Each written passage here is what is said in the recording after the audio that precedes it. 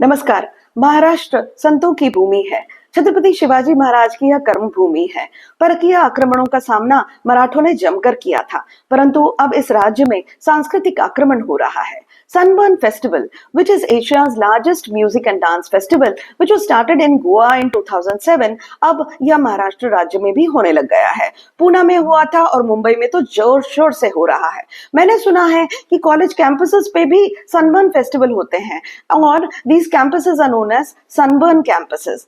अब यह चिंताजनक क्यों है? क्योंकि गोवा का जो इतिहास है इस फेस्टिवल के बारे में, ड्रग यूज बहुत ज्यादा वहां पे होने लग गया था और हो रहा है, जिसकी वजह से युवाओं की मृत्यु भी हो जाती है।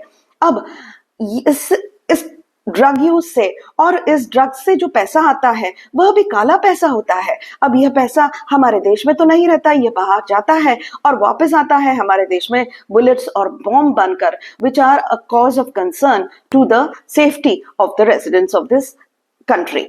अब जहां महाराष्ट्र पुलिस बहुत काम कर रही है to stop drug use and to spread of drug use in the state, वहीं पर टूरिज्म डिपार्टमेंट इस तरह का फेस्टिवल करके यहां पर एक उल्टी गंगा ही बहा रहे हैं। अब यहां पर पुलिस क्या कर सकती है? पुलिस की तैनाती, पुलिस को चौकन्ना रहना पड़ेगा, स्निफर डॉग्स रखने पड़ेंगे यहाँ पर फेस्टिवल जब तक होता रहे। 2 3 4 दिन तक यह फेस्टिवल चलता है।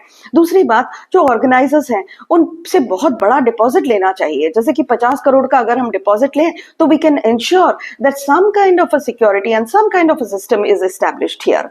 अब बहुत पैसा गवर्नमेंट के पास आता है जब इस तरह के फेस्टिवल्स भी ऑर्गेनाइज करने की वह परमिशन देता है, but what comes first is safety, और महाराष्ट्र राज्य को यह सोचना चाहिए। बहुत बहुत धन्यवाद।